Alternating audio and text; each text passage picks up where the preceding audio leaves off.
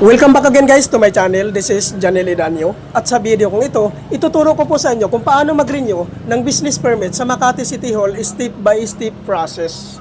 Panoorin nyo po ito guys, ang video na ito hanggang matapos para po alam nyo kung ano po mga requirements na kailangan po natin i-prepare before po tayo pumunta sa Makati City Hall.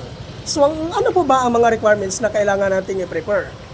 Number 1 po na requirements, which is notarized application form triplicate copy. Number 2, annual gross receipt preceding calendar year. Number 3, previous year mayor's business permit.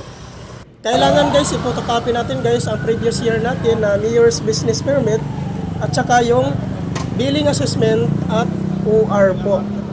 So kasama po yan, i-attach po natin sa requirements.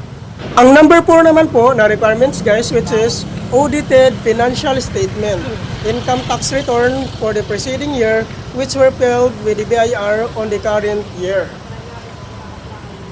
Then yung number 5 naman po, barangay clearance for business. At number 6 naman po guys, comprehensive general liability insurance or CGL.